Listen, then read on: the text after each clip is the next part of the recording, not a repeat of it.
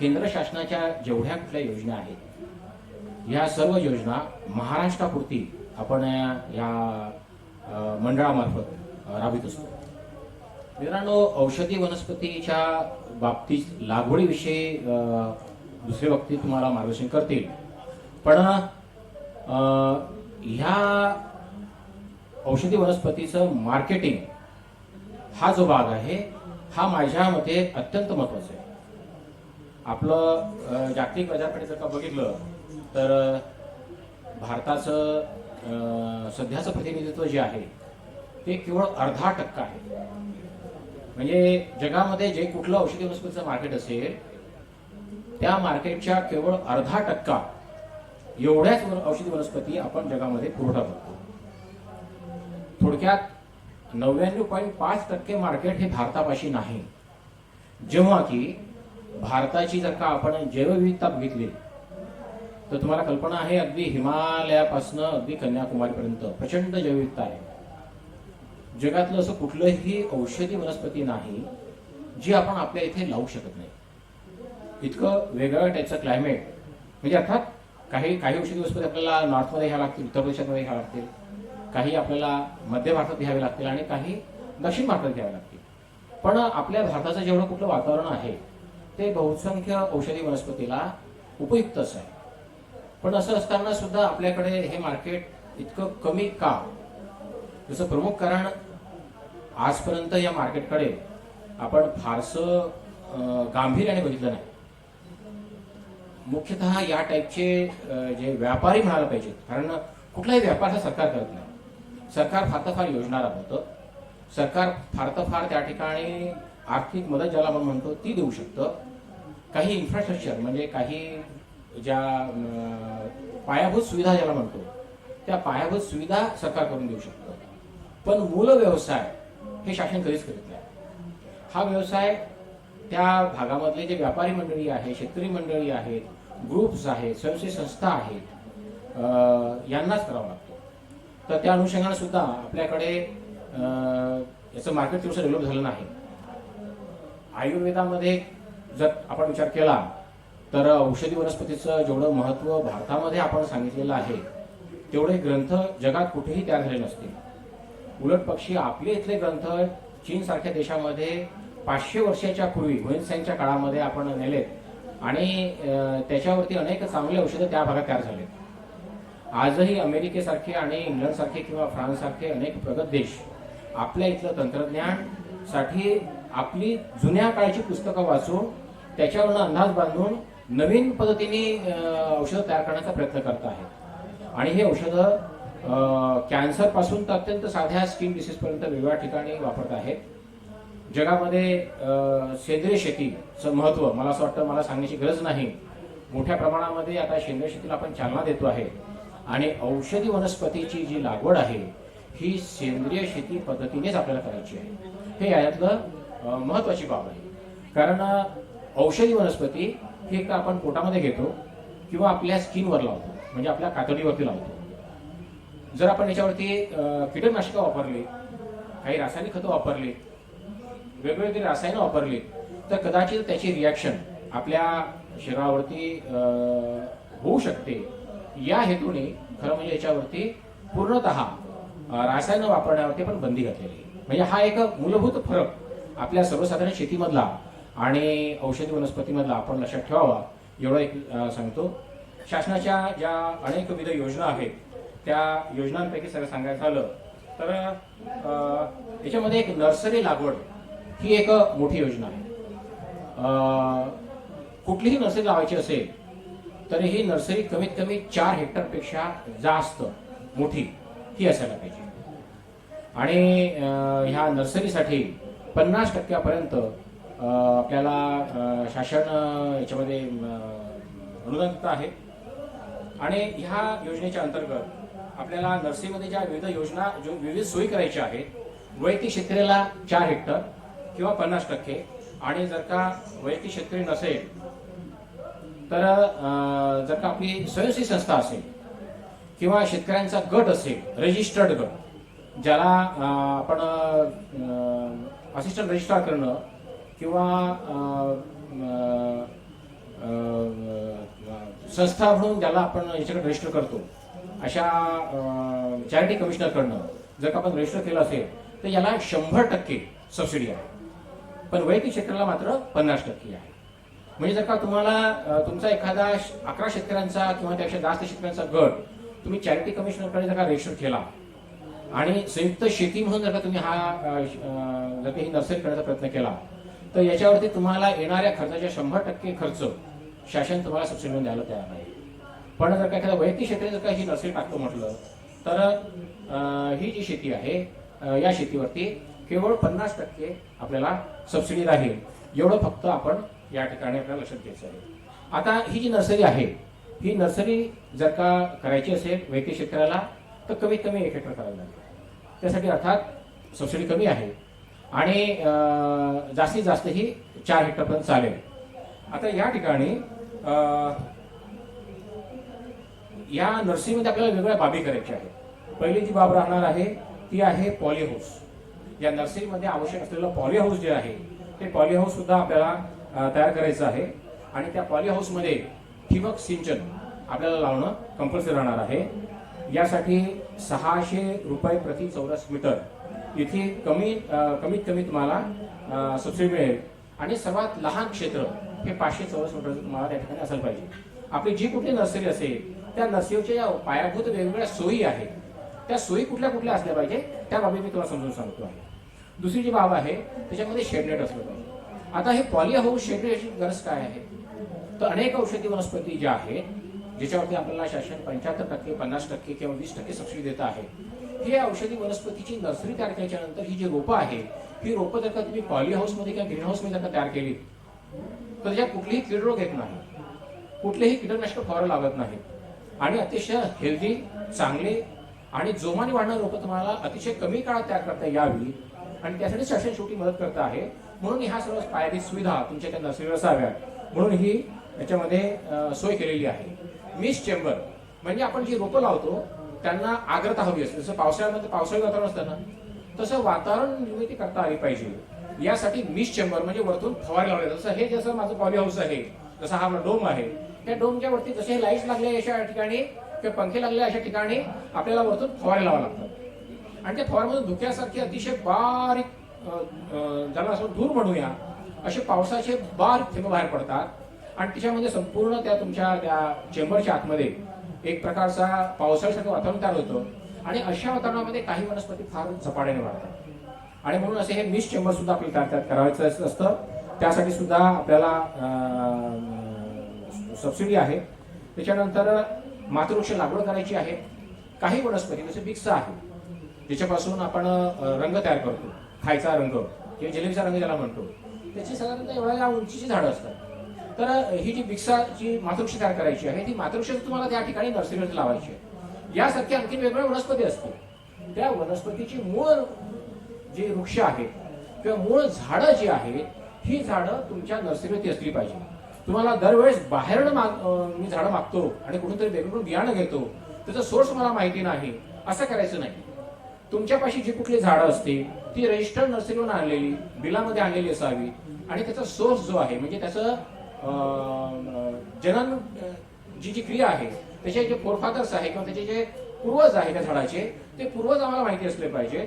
कुठलेही भेसळीची झाडं नको, शुद्ध प्रतीची शुद्ध वाण आम्हाला मिळाले पाहिजे म्हणून मातृवृक्ष आम्ही आमच्याच नर्सरीवरती लावावेत अशी त्याच्या मागची संकल्पना आहे.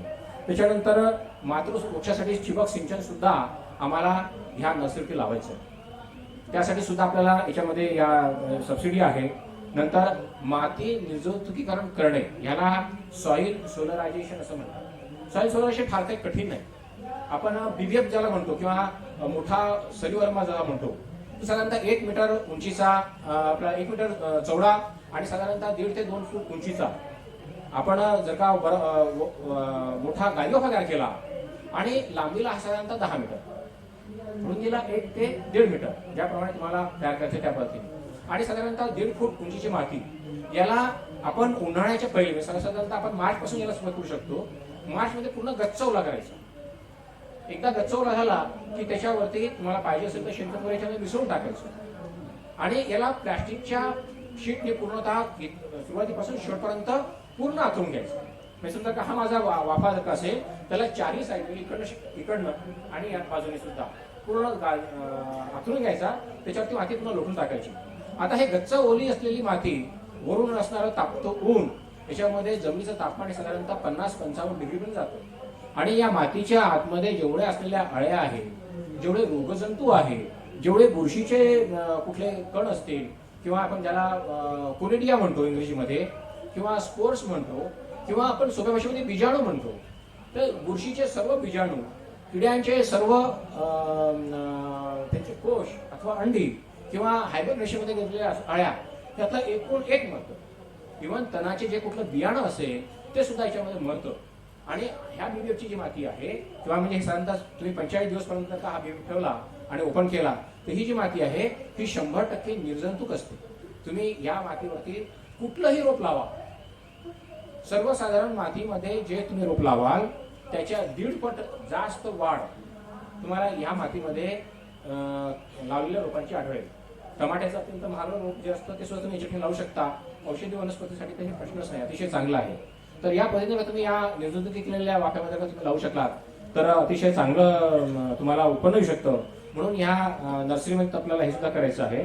आणि रोप वाटिकावरती उपकरणं यासाठी सर्व मिळून तुम्हाला 20 लाख रुपयाची सबसिडी 100% दरावरती स्वयंसेवी संस्था, शेतकरी बचत गट यांसाठी आहे. जर तुम्ही वैयक्तिक शेतकरी असाल तर 50% सबसिडी तुम्हाला देणार आहे. जास्तीत जास्त क्षेत्र तुम्हाला 4 हेक्टर घेता येईल. आणि तुम्ही समूह पद्धतीने जर काही घेतलं तर तुम्हाला ही असे थोडीशी मोठी पण घेता येऊ शकते. अतिशय चांगली ही योजना आहे. या योजनेचा वापर आपल्याला या ठिकाणी सहजरित्या करता येऊ शकतो. मित्रांनो, त्याच्यानंतर औषधी वनस्पतीची लागवड, या लागवडीचे साठी या ठिकाणी मला वाटतं विद्यापीठाचे कोणी सायंटिस्ट येणार होते किंवा येतील, ते तुम्हाला मार्गदर्शन करतील. पण लागवडीवर सुद्धा 75% काही वृक्षांच्या झाडीवरती, काही याच्यावरती 50% आणि काही औषधी वनस्पती 20% आहे. आता याची जी यादी आहे ही यादी इंटरनेटवर आहे. तुम्हाला जर का पाहिजे असेल तर मी थोडक्यात वाचून दाखवू शकतो की कुठल्या याच्यावरती 75%, कुठल्या याच्यावरती, पण ही सर्व नावं इंग्रजी आहेत. आणि मला असं वाटतं की जर का तुम्ही कृषी विभागाच्या कुठल्याही कार्यालयात आला, तालुका कृषी अधिकारी, उपविभाग कृषी अधिकारी अथवा जिल्हाधीश कृषी अधिकारी, हे प्रत्येक तालुक्याला अथवा उपविभाग स्तरावरती अथवा जिल्हा स्तरावरती आहेच. त्या ठिकाणी तुम्ही औषधी वनस्पती आणि अभियानाच्या मार्गदर्शक सूचना म्हणून जर का मागितल्या, तुम्हाला या सूचनेमध्ये साधारण ते 15-20 पानाची सूचना आहे. त्याच्यामध्ये कुठल्या कुठल्या योजना आहेत, योजनांची माहिती आहे आणि कुठल्या वनस्पतीवरती किती टक्के सबसिडी आहे त्याची पण एक जोडलेली आहे. शिवाय अर्ज कसा करायचा, अर्जाचा प्रोफार्मा कसा करायचा याची सुद्धा माहिती त्या पुस्तकामध्ये दिलेली आहे. आणि जर का कोणाला इंटरनेट जर का वापरता येत असेल तर MSHMPB मेड असं जर का तुम्ही केलं, MSHM, पुन्हा सांगतो, MSHMPB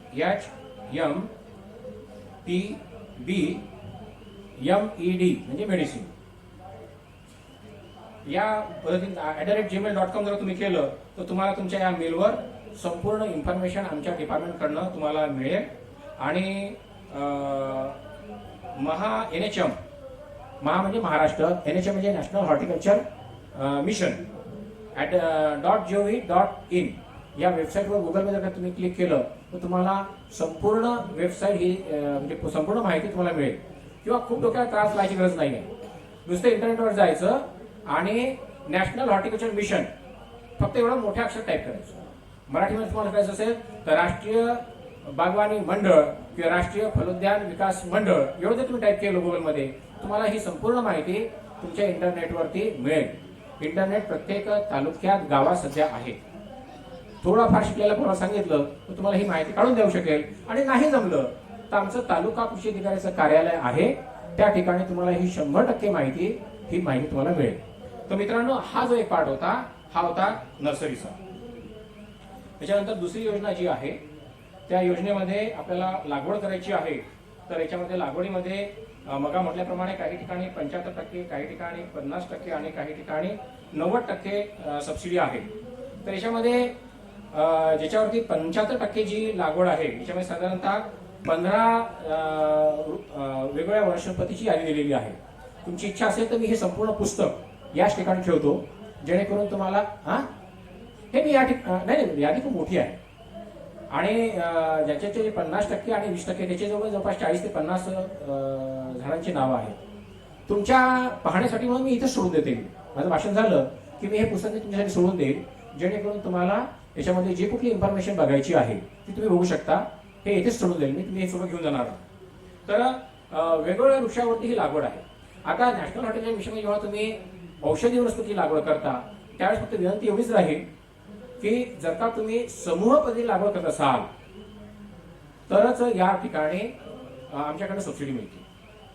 समूह पद्धतीमध्ये कमीत कमी 10 हेक्टर क्षेत्र वेगवेगळ्या शेतकऱ्यांनी एका गावात जर लावलं तर त्याला आम्ही समूह म्हणतो. आणि वैयक्तिक क्षेत्र जर करायचं असेल तर कमीत कमी 4 हेक्टर क्षेत्र एका सिंगल शेतकऱ्याला लावावं लागेल. आता हा निर्णय किंवा हा अट्टहास का? औषधी वनस्पतीसाठी तसंही फार मोठ्या प्रमाणामध्ये तुम्हाला बाजारपेठ शोधतो म्हटलं तर तो संबंधित जो कोणी व्यापारी असेल त्याला सायझेबल क्षेत्र जर का मिळालं तरच तो त्या ठिकाणी तुमचा माल घ्यायला येईल. अन्यथा तुम्ही तयार केलेला माल हा तुमच्याशी पडला आहे. म्हणून एक 4 हेक्टरवरचं क्षेत्र जे कुठलं असेल त्या ठिकाणी त्याला एक ट्रकलोड सहज क्षेत्र मिळू शकतं. आणि म्हणून आपण हे कंपल्शन असं केलेलं आहे कारण याच्यामध्ये आमच्या अनुभवानुसार मी स्वतः जवळपास जेव्हा कळमेश्वरला सर्व्हिस करत होतो त्यावेळेस माझ्या गोंडखरच्या फार्मवरती आम्ही जवळपास एक 10 एकरवरती वेगवेगळी मेडिसिन लावली होती. पण मी जवळपास 70 टाईपचे वेगवेगळ्या मेडिसिन्स लावल्या होत्या आणि एकाही मेडिसिनचं सफिशियंट क्वांटिटी माझ्यापाशी नव्हती. काही 10, काही 20, काही 25. आणि जेव्हा मी विकायला गेलो त्यावेळेस नागपूरचे जे कुठले डीलर्स होते त्यांनी आम्हाला म्हणजे नंबर एवढीच केली की साहेब आम्हाला एवढंसं जे तुमचं साहित्य आहे यासाठी यायला पण परवडत नाही, तर कृपा करून तुम्ही मोठं क्षेत्र केलं असतं तर आम्हाला सहज परवडलं असतं. माल विकला गेला तो बाब निराळा. पण आपण जर का या पद्धतीने लागवड केली तर सर्व शेतकऱ्यांचा माल हा चांगल्या रीतीने जाईल. आपण सुद्धा अनुभव घेतला असा की लिंबाचं जर एखादं क्षेत्र असेल किंवा चिकूचं छोटंसं क्षेत्र असेल तर त्या शेतकऱ्याला त्याचा माल विकायला फार अडचण जाते. पण तुमच्या भागात मोठ्या प्रमाणात जर बागा असतील तर स्वतःला स्वतःहून येतात आणि स्वतःहून तुमचा माल घेऊन जातात. तर ही जी बाब आहे मार्केटिंगची, ही मार्केटिंग आमची बाब लक्षात ठेवावी म्हणून हा त्याच्यामध्ये महत्वाची एक बाब ठेवण्यात आलेली आहे. मित्रांनो, याच्यानंतर जे तिसरी बाब आहे ती आहे वाळवणी म्हणजे काढणी नंतरचं पश्चातचं तंत्रज्ञान. त्याच्यावरती आपल्याला काही सबसिडी दिलेले आहे. याच्यामध्ये वाळवणी गृह म्हणून चालेल फारच उत्तम. आपल्या वयाच्या सर्वांचा नंबर सारखा असतो. थँक्यू. वाळवणी गृह यासाठी पुन्हा स्वयंसत्ता गट, सहकारी संस्था, सार्वजनिक संस्थाचं नवीन नाव घेत नाही कारण सार्वजनिक संस्थांचा आपला संबंध येत नाही. कारण सार्वजनिक संस्था म्हणजे शैक्षणिक प्रकारचं. त्याच्यामुळं स्वयंसत्ता गट आणि सहकारी संस्था या दोघांना 100% अनुदान आहे आणि हे अनुदान 5 लाख रुपये इतकं जास्त. तर वाळवणी गृह हे काही फार मोठं नाही. वाळवणी गृहामध्ये तुम्हाला जे कुठलं तुमचं मेडिसिन तुम्ही तयार केलेलं आहे यासाठी साधं शेड हाऊस बांधायचं आहे आणि त्या शेड हाऊस मध्ये म्हणजे हिरव्या रंगाची जी शेडनेट असते त्या शेडनेटच्या आतमध्ये तुम्हाला खाली प्लॅटफॉर्म करून त्या ठिकाणी तुम्हाला तुमच्या संपूर्ण औषधी वनस्पती ज्या आहेत त्या जर का तुमच्याच क्षेत्रात वाळवता आल्या तर चांगल्या पद्धतीने वाळवून तुम्हाला ह्या विकता याव्यात. हा याच्या मागची भूमिका आहे. आणि वाळवणी गृहासोबत साठवण गृहासाठी सुद्धा तुम्हाला 5 लाख रुपये सबसिडी आहे. हे ज्या गटाला आपण 10 हेक्टरच्या लागवडीसाठी सहकार्य देतोय त्याच गटाला आम्ही हे पण देऊ शकतो. ज्या शेतकरी आणि वैयक्तिकरित्या जर का 4 हेक्टरची लागवड केली असेल त्या शेतकऱ्याला सुद्धा आम्ही वाळवणी गृह आणि साठवण गृह याच्या दोन्हीच्या सबसिडी देऊ शकतो. मात्र वैयक्तिक शेतकरी असेल तर त्याला 100% सबसिडी दिलेली नाही कारण वैयक्तिक शेतकऱ्याला आपण ही फक्त 50% सबसिडी दिलेली आहे. पण जर तुमचा बचत गट असेल, रजिस्टर्ड बचत गट, पुन्हा बचत गटचा अर्थ नुसता बँकेमध्ये ज्यांनी खातं उघडलं असं नाही, ज्यांनी स्वतःचं रजिस्ट्रेशन आयदर असिस्टंट रजिस्ट्रारकडे किंवा चॅरिटी कमिशनरकडे केलेला आहे असा गट, अशा गटाला आपण 100% याच्यामध्ये सबसिडी देऊ शकतो. ही बाबा वाटते सर्वांना लक्षात घेतली तर तुम्हाला वरचे संपूर्ण प्रात्यक्षिक पाहिजे असेल तर नर्सरी, ज्याची किंमत तुमची साधारण कमीत कमी 10 लाखाची आहे 50% सबसिडीवरती, आणि बचत गट असेल तर 20 लाख रुपये आहे. त्या बचत गटाला लागवडीच्या 10 एकरची संपूर्ण 75% किंवा 50% किंवा 20% ज्या पद्धतीची तुम्ही औषधी वनस्पती लावाल ती सुद्धा सबसिडी त्याच गटाला देऊ शकतो. त्याच गटाला आपण वाळवणी गृहासाठी सुद्धा सबसिडी देऊ शकतो. त्याच गटाला आपण साठवणी गृहासाठी सुद्धा सबसिडी देऊ शकतो. तुम्हाला एक सबसिडी दिली म्हणून दुसरी देऊ शकत नाही अशी कुठलीही बाब याच्यात नाही. त्याच्यानंतर मूल्यवर्धन म्हणजे व्हॅल्यू ॲडिशन, म्हणजे कुठल्याही वस्तूची किंमत वाढवणं. नुसतं आपण गहू उत्पादन केला तर त्याच्या गव्हाला फार कमी किंमत येते, फार तर 12-13 रुपये शेतकरी गहू विकतो. पण त्याच गव्हाची जर का आपण स्वच्छ करून जर का तो गहू पॅक करून विकला तर कदाचित तुम्हाला 16-17 रुपये किंमत येईल.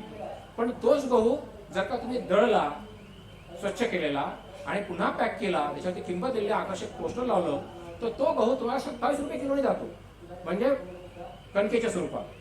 आज नागपूरमध्ये तुम्ही कुठल्याही दुकानात गेला तर 27 रुपयाच्या खाली तुम्हाला कणिक मिळत नाही. याला म्हणतात मूल्यवर्धन किंवा व्हॅल्यू ॲडिशन. याच पद्धतीने जर का औषधी वनस्पतीमध्ये मूल्यवर्धन करायचं असेल तर त्यासाठी सुद्धा ज्या कुठल्या पायाभूत सुविधा तुम्हाला निर्माण करायच्या आहे किंवा जी कुठे तुम्हाला छोटीशी फॅक्टरी टाकायची आहे त्यासाठी सुद्धा कमीत कमी 2 कोटी 100% अनुदानावरती सबसिडी आहे. जर 200 लाख म्हणूया तर ही जी सबसिडी आहे ही शासकीय संस्था असेल तर 100% म्हटलेलं आहे आणि वैयक्तिक शेतकऱ्यांना मात्र 25%. आता याच्यामध्ये त्यांनी एक अट टाकलेली आहे. अट ही की जे कुठलं तुम्ही मूल्यवर्धनाची फॅक्टरी टाकाल, म्हणजे जे कारखाना टाकाल, त्या कारखाना टाकण्यासाठी जे कुठलं तुमचं प्रोजेक्ट मूल्य असेल त्याचा तुम्हाला प्रोजेक्ट रिपोर्ट हा सीए कडनं करून घ्यावा लागेल. आणि नंबर 2, तुम्हाला बँकेचं कर्ज घेणं अनिवार्य राहील. आता बँकेचं कर्ज अनिवार्य का?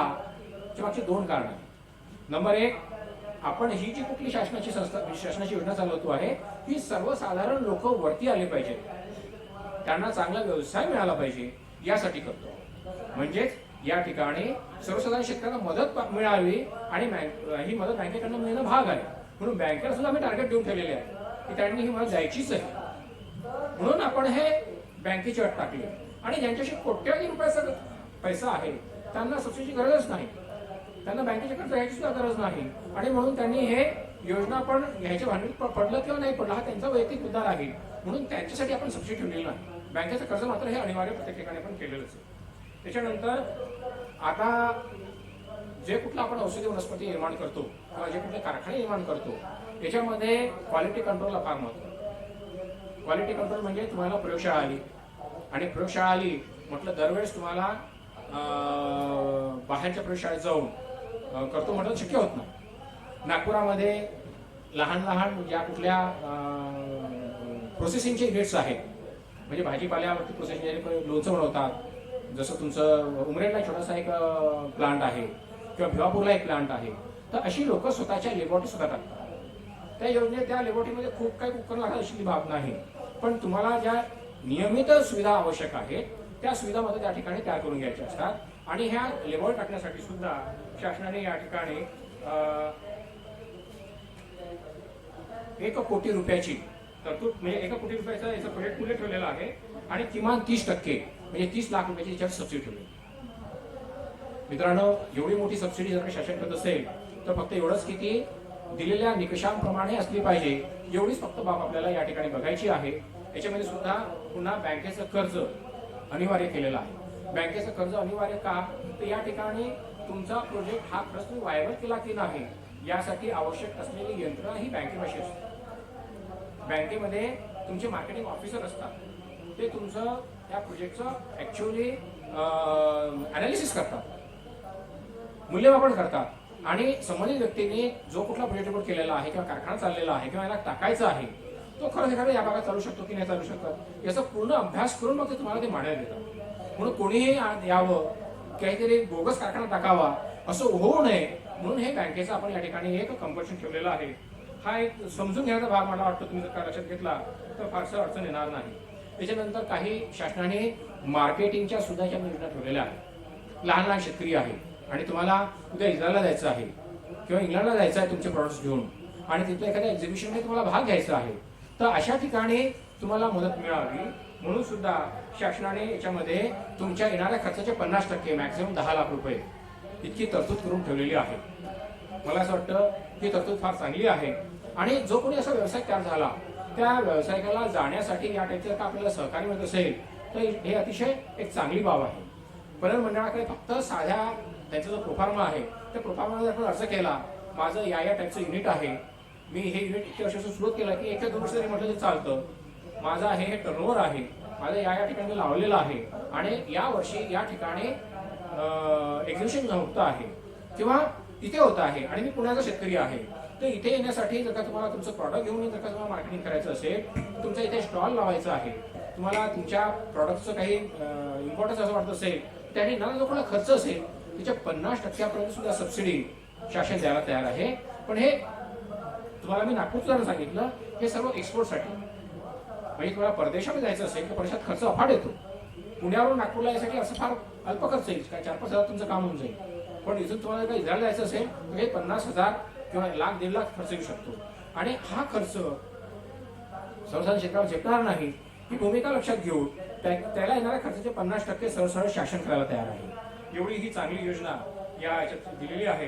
त्याच्यानंतर काही ज्या योजना आहेत पणन मंडळाच्या, या पायाभूत सुविधा म्हणजे पणन सुविधा म्हणतात, तर यासाठी जर का एखाद्या स्वयंसेवी संस्थेला, पुन्हा सांगतो, पुन्हा स्वयंसेवी संस्थेला काही इच्छा असेल तर किंवा स्वयंसेवी गटाला जर का इच्छा असेल तर 100% अनुदानावर त्यांना बाजाराचे ओटे तयार करणे. तुमचा रेग्युलर बाजार आहे, तुम्हाला ग्रामपंचायत किंवा पंचायत समिती किंवा जिल्ह्याच्या मार्केटिंग ठिकाणी जर का तिथल्या शासनाने असं म्हटलं की तुम्हाला मी जागा देतो, पण तुमच्या सुविधा तुम्ही स्वतः तयार करा. पायाभूत सुविधा, तुम्हाला काय गोडाऊन पाहिजे, काय ठिकाणी शेड पाहिजे, काय ओटे पाहिजे, काय छोटी छोटी व्यवस्था पाहिजे, त्याच्याकरता तुम्ही स्वतः करायचं आहे. तर त्यासाठी तुम्हाला मॅक्झिमम 10 लाख एवढं तुम्हाला अनुदान हे स्वयंस्थिती बचत गटासाठी आहे. आणि पणन मंडळ जर का असेल तर त्याला 2 कोटी रुपयाचं अनुदान द्यायला तयार आहे. म्हणजे जसं तुमची एपीएमसी आहे तर एपीएमसीला 2 कोटी रुपयापर्यंत अनुदान शासन द्यायला तयार असतं. त्याच्यानंतर जर तुम्हाला काही तुमचं औषधी वनस्पती जर का एक्सपोर्ट करायचे असतील तर एक्सपोर्ट करत असताना तुम्हाला कल्पना आहे, ज्याप्रमाणे द्राक्ष आपण एक्सपोर्ट करतो त्यावेळेस त्याला लॅबोरेटरीमधनं आपण चेक करून घेतो त्याच्यामध्ये कीटकनाशक आहेत की नाही, आणि त्याला एक फायटो सॅनिटरी सर्टिफिकेट द्यावं लागतं. फायटो सॅनिटरी सर्टिफिकेट म्हणजे त्याच्यामध्ये कुठल्याही कीटकनाशकाचा अंश नाही अशा आशयाचं शासन मान्य लॅबोरेटरीचं एक सर्टिफिकेट. आता याच्यामध्ये एक सॅम्पल टेस्ट करायचं असेल तर तुम्हाला कमीत कमी 10,000 खर्च येऊ शकतो. मग शासनाने या ठिकाणी काय केलेलं आहे की सरळ सरळ त्या ठिकाणी 50% सबसिडी मॅक्झिमम 5,000 रुपये. कारण आता नागपूरची लॅबोरेटरी ती केवळ 6,000 रुपये घेते. मग 6,000 जर का तुम्हाला खर्च जर का असेल तर 50% म्हणजे 6,000चे 50% 3,000 रुपये तुम्हाला सबसिडी मिळेल. म्हणजे शेतकऱ्याला जे कुठले त्यांचे नमुने टेस्ट करायचे आहेत एक्सपोर्टसाठी त्यासाठी लागणाऱ्या खर्चाच्या 50% सबसिडी शासन तुम्हाला स्वतः देईल. तुम्ही फक्त त्या ठिकाणी सॅम्पल बसून द्यायचं आणि लॅबोरेटरी तुम्हाला फक्त 50%ची पावती देईल अर्ध्या किमतीची. उरलेले ते लॅबोरेटरी सुद्धा क्लेम करून घेईल. तशा पद्धतीने सुद्धा त्या ठिकाणी एक चांगली केलेली आहे. त्याच्यानंतर सेंद्रिय आणि आदर्श पीक पद्धती प्रमाणित करणे. तुम्हाला आपण ही योजनेच्या पूर्वी सांगितलेलं होतं की औषधी वनस्पती लावत असताना ती तुम्हाला 100% नैसर्गिक पद्धतीने सेंद्रिय पद्धतीने लागवायची आहे. यात कुठलेही कीटकनाशक वापरायचे नाही. आता कीटकनाशक वापरायचे नाही तर मग शेती कशी करायची, तर सेंद्रिय शेती पद्धतीमध्ये जैविक कीटकनाशक वापरायला परवानगी दिलेली आहे. जैविक म्हणजे जे निसर्गता आहे अशी.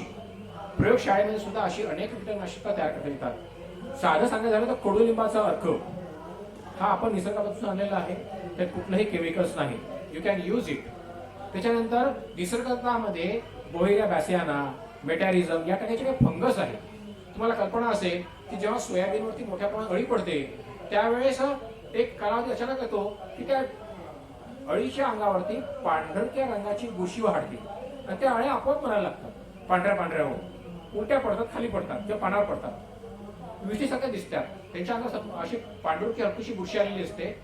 ही बुरशी म्हणजे बोहेरिया बॅसिया नावाची एक बुरशी आहे. ही बुरशी त्या अळीच्या संपूर्ण पोटामध्ये वाढते आणि त्या अळीला मारून टाकते. मेटॅरिझम नावाची अशी एक बुरशी आहे. ही बुरशी अळीला मारते. ट्रायकोडर्मा नावाची एक बुरशी आहे, ती तुम्हाला झाडांच्या मुळाशी जर का टाकली तर जे बुरशीजन्य रोग मुळातून वाढतात झाडाच्या वरती, त्याच्यामुळे झाडं अचानक मरतात पावसाळ्यामध्ये. किंवा तुरीला तुम्हाला कल्पना असेल की तूर अचानक उभा होते, तर तो जो रोग आहे त्या रोगाला मारणारी ही ट्रायकोडर्माची बुरशी आहे. त्या बुरशीचा वापर तुम्हाला या सेंद्रिय शेतीमध्ये करता येऊ शकतं. असे अनेक औषधं आहेत ज्याला सेंद्रिय शेतीमध्ये मान्यता दिलेली आहे. तर ही औषधं तुम्ही वापरू शकता. तसं तुम्हाला प्रयोगशाळेत सुद्धा करून घ्यायचं आणि सेंद्रिय शेतीच्या अंतर्गत तुम्हाला प्रमाणीकरण करून घ्यायचं असतं. प्रमाणीकरणासाठी 3 वर्षाची प्रोसेस आहे. त्या प्रमाणीकरणाला सुद्धा शेतकऱ्यांना प्रमाणीकरणाची फी भरावी लागते. त्याच्यामध्ये सुद्धा तुम्हाला या योजनेच्या अंतर्गत 50% तुम्हाला शासनाने सबसिडी दिली आहे. म्हणजे अर्धे पैसे शासन भरेल, अर्धे पैसे तुम्ही भरायचे. आणि तुम्हाला 10 हेक्टर जर का तुमचं एक मोठा क्षेत्र असेल, कारण आपण सुरुवातीला सांगितलं होतं की कमीत कमी 10 हेक्टर क्षेत्र प्रात्यक्षिकांचं, ज्या ठिकाणी तुम्हाला औषधी वनस्पती लावायची आहे ते, किंवा वैदिक क्षेत्र असेल तर 4 हेक्टर, तर त्या ठिकाणी तुम्हाला जर का सेंद्रिय शेतीचं तुम्ही प्रमाणीकरण करून घेतलं तर त्या ठिकाणी तुम्हाला जो कुठला खर्च येईल प्रमाणीकरणाचा त्याच्या 50% खर्च तुम्हाला शासन देईल. प्रमाणीकरणासाठी लागणाऱ्या ज्या कुठल्या संस्था आहेत त्या संस्थांची माहिती तुम्हाला तुमच्या तालुक्यात असलेले तालुका कृषी अधिकारी किंवा उपविभाग कृषी अधिकारी किंवा जिल्हाध्यक्ष कृषी अधिकारी जिल्ह्याला असणारे यांच्यापाशी हमखास 101% उपलब्ध आहे. किंवा याच्यात तुम्हाला काही शंका असेल किंवा तुम्हाला असं असेल की मला इंटरनेट चालवता येतं, मला कम्प्युटर वापरता येतं, तर इंटरनेटवर सुद्धा तुम्ही नुसतं प्रमाणीकरण असं मराठीत टाकलं किंवा इंग्रजीमध्ये तुम्ही असं म्हटलं की या ठिकाणी मला ऑर्गॅनिक फार्मिंग याच्यामध्ये रजिस्ट्रेशन असं म्हटलं तर हे तुम्हाला लगेच कोणकोणत्या संस्था आहेत हे करून देणाऱ्या त्या सर्व संस्थांची माहिती तुम्हाला मिळते. सर्व संस्था ह्या सहसा पुण्याला आहेत. त्यांचे फ्रँचायझी हे नागपूरला सुद्धा आहेत, अमरावतीला सुद्धा आहे. त्याच्यामुळे फारशी ही कठीण बाबड आहे. त्याच्यानंतर तुम्ही जे कुठलं पीक लावता औषधी वनस्पतीच्या अंतर्गत 10 हेक्टर तुम्ही लावता आहात, 20 हेक्टर लावता आहात, 50 हेक्टर लावता आहात, वैयक्तिक शेतकरी असेल तर 4 हेक्टर लावतो आहे, त्या पिकाचा पीक विमा काढला आणि पीक विम्यासाठी सुद्धा जो कुठला पीक विम्याचा जो खर्च आहे त्या खर्चाच्या 50%ची सबसिडी तुम्हाला पुन्हा या नॅशनल हॉर्टिकल्चर मिशनच्या अंतर्गत या ठिकाणी देय आहे. अशा अनेक योजना पुन्हा त्याचं फक्त थोडक्यात पुन्हा सांगतो. पहिली आहे खाजगी क्षेत्रामध्ये तुम्हाला जर का रोपवाटिका तयार करायची असेल तर ती यासाठी 10 लाख रुपये सबसिडी आहे. आणि छोट्यात छोटी 1 हेक्टर जर का तुम्हाला वैयक्तिक क्षेत्र लावायची असेल तर त्याला 4 लाख वैयक्तिक क्षेत्रासाठी आहे. जर तुम्ही या ठिकाणी स्वयंसेवी संस्था स्थापन करून जर का ही रोपवाटिका तयार करणार असाल तर त्या ठिकाणी तुम्हाला 100% म्हणजे 20 लाखाची सबसिडी आहे. जर तुम्हाला औषधी वनस्पती लावायची असेल तर काही औषधी वनस्पतींवरती 75%, काहींवरती 50% आणि काहींवरती 20% आहे. त्याच्यानंतर काढणोत्तर तंत्रज्ञानासाठी वाळवणी गृह जर तुम्हाला करायचं असेल तर तुम्हाला 5 लाख रुपयाची सबसिडी आहे 100% अनुदानावरती. स्वयंसेवी बचत गट असेल तर आणि वैयक्तिक क्षेत्राला घ्यायची असेल त्याला 50% म्हणजे 2.5 लाख रुपये सबसिडी आहे. साठवण गृह जर तुम्हाला करायचं असेल तर तुम्हाला स्वयंसेवी गट असेल किंवा सहकारी संस्था असतील किंवा रजिस्टर संस्था आपण ग्रुप जे म्हटलं ते ग्रुप असेल तर 100% म्हणजे तुम्हाला 5 लाख रुपये सबसिडी आहे. आणि वैयक्तिक क्षेत्राला 50% म्हणजे 2.5 लाख रुपये सबसिडी आहे. असं आपण गृह आहोत. प्रक्रिया आणि मूल्यवर्धन म्हणजे तुम्हाला एक छोटीशी फॅक्टरी टाकायची असेल तर या ठिकाणी प्रक्रिया केंद्रावरती मॅक्सिमम तुम्हाला 2 कोटी रुपयाचं प्रोजेक्ट मूल्य दाखवायचं आहे. त्याच्यावरती स्वयंसेवी शासकीय संस्था असेल तर पूर्ण 2 कोटी रुपये मिळेल. पण आपण वैयक्तिक क्षेत्र जर कन्सिडर केलं तर त्याला 25% कमाल आणि जास्तीत जास्त 50 लाख रुपयाचं त्याला अनुदान मिळणार आहे. तपासणीची प्रयोगशाळा जी आहे या प्रयोगशाळेचं मूल्य शासनाने 1 करोड रुपये खर्च करावं असं अपेक्षित केलेलं आहे. आणि त्या खर्चाच्या 30% त्याच्यामध्ये बिल्डिंगवर सर्व आली. त्याच्यामुळे बरं तुमची बिल्डिंग जर स्वतःची असेल, जमीन स्वतःची असेल तुम्हाला जमिनीची सुद्धा किंमत त्या ठिकाणी लावता येते. त्याच्यामुळं मला 1 कोटी रुपये खर्च करायचं असं म्हणण्याची गरज नाही. जेव्हा तुमचा सीए तुमचा प्रोजेक्ट रिपोर्ट तयार करून देतो त्यावेळेस त्याच्यामध्ये जमिनीचं मूल्य आणि तुमच्या बिल्डिंगचं मूल्य सुद्धा जोडलेलं असतं. त्यामुळे तुम्हाला प्रत्यक्ष खर्च प्रत्यक्षात कमी येतो. तर लॅबोरेटरीसाठी तुम्हाला 30 लाख रुपये सबसिडी या ठिकाणी देय आहे. त्याच्यानंतर मार्केटिंग प्रमोशनसाठी सुद्धा तुम्हाला 10 लाख रुपये मॅक्झिमम 50% वैयक्तिक क्षेत्राला खर्च करायचा आहे. त्याच्यात तुम्हाला मिळू शकतं. मार्केट इंटेलिजन्ससाठी सुद्धा तुम्हाला काही प्रोजेक्ट रिपोर्ट तुम्ही तयार केला असेल आणि तुम्हाला परदेशात जाऊन जर काही तुम्हाला रिसर्च करायचं असेल तर त्यासाठी सुद्धा तुम्हाला अर्थसहाय्य आहे. पण शक्यतोवर हे काम अपेडा नावाची संस्था स्वतः करते आणि आपण त्यांना आम्ही हा पूर्ण फायनान्स करतो. पणन सुविधा जी आहे त्याच्यामध्ये जर तुम्हाला बाजाराचा कोटा किंवा बाजारपेठ सुनिश्चित टाकायची असेल आणि तुम्हाला तुमच्या गावात किंवा तालुक्यात किंवा जिल्ह्याच्या ठिकाणी एखादं क्षेत्र असेल स्वतःचं उपलब्ध, तर स्वयंसेवी संस्था, सहकारी गट, स्वयंसेवी गट यांना 100% अनुदान उपलब्ध आहे आणि मॅक्झिमम 2 कोटी रुपयापर्यंत याच्यामध्ये सबसिडी आहे. राज्यस्तरावरती 2 कोटी आहे आणि ग्राम मंडीवरती म्हणजे ग्रामीण पातळीवरती 10 लाख रुपये सबसिडी आहे. नंतर तपासणी फीसाठी 50% किंवा 5,000 रुपये सबसिडी आहे आणि आदर्श किंवा सेंद्रिय शेती प्रमाणीकरण करणे, सर्टिफिकेशन ज्याला म्हणतो आपण, त्या सर्टिफिकेशनसाठी सुद्धा 5 लाख रुपये मॅक्झिमम किंवा 50% सबसिडी 50 हेक्टरपर्यंत उपलब्ध आहे आणि पीक विम्यासाठी सुद्धा 50% सबसिडी ही या ठिकाणी आहे. मित्रांनो, अशा अनेक चांगल्या योजना या महाराष्ट्र राज्य फलोत्पादन आणि औषधी वनस्पती मंडळ यांच्या मार्फत आहेत. यांचे फोन नंबर, फॅक्स क्रमांक, ईमेल ॲड्रेस आणि त्यांचे वेबसाईट ही संपूर्ण पुढच्या पहिल्या पानावर दिलेली आहे. या ठिकाणी जर का लॅपटॉप जर का असेल तर मी या ठिकाणी लॅपटॉप आहे का? तुम्ही फक्त या ठिकाणी एकच धोका मी तुम्हाला पुनश्च सांगू इच्छितो. सेंद्रिय शेती आणि त्याचं मार्केटिंग हा एकमेव धोका, म्हणजे सेंद्रिय शेती आपल्या औषधी वनस्पतीचं मार्केटिंग हा एकमेव धोका याच्यामध्ये मला दिसतो. मार्केटिंगसाठी चांगले रेप्युटेड जर का तुम्हाला या ठिकाणी मार्केटिंग करणाऱ्या जर का संस्था मिळाली, नागपुरात 3-4 संस्था निश्चित आहेत, त्याची माहिती तुम्हाला आमच्या जिल्हाधीश कृषी अधिकाऱ्यांकडून घेता येईल. डायसवरनं मी कुठल्याही संस्थेचं नाव यातली घेणार नाही, कारण विशिष्ट संस्थेला मी फेवर करतो असेल तर अर्थ होतो, पण तुम्हाला ही माहिती इंटरनेटवर सुद्धा उपलब्ध आहे. मार्केटिंग करत असताना स्टॅम्प पेपरवरती ॲग्रीमेंट करून घेणं अतिशय महत्त्वाचं आहे आणि त्याच्यामध्ये पेनॉल्टी क्लॉज टाकणं ते सुद्धा तेवढंच महत्त्वाचं आहे. पेनॉल्टी क्लॉजेस यासाठी, त्याला करा शेती पण म्हणतो किंवा कॉन्ट्रॅक्ट फार्मिंग म्हणतो, तर पेनॉल्टी जर का त्याच्यामध्ये जर का असेल तर सदर संस्थेने जर का तुमचा प्रोड्यूस घेतलं नाही तर तुम्हाला ती संपूर्ण पेनॉल्टी ग्राहक पंचायतीमध्ये जाऊन मागता येते आणि त्याचा रिझल्ट फार तर फार 1 ते 2 महिन्यामध्ये लावू शकतो. त्याला फार जास्त वेळ लागत नाही, कारण कॉन्ट्रॅक्ट फार्मिंगमध्ये जर का तुम्ही केस टाकली तर असिस्टंट रजिस्ट्रार कोऑपरेटिव्ह यांच्याकडे ती केस जाते सर्वात पहिले आणि त्यांना फक्त 7 दिवसाची मुदत दिलेली आहे. कुठल्याही कॉन्ट्रॅक्ट फार्मिंगचा रिझल्ट त्यांनी 7 दिवसात द्यायचा, कारण ॲग्रिकल्चर प्रोड्यूस हे पेरिशेबल म्हणजे नष्ट होणारी वस्तू आहे, खराब होणारी वस्तू आहे, तिला जास्त दिवस ठेवता येत नाही.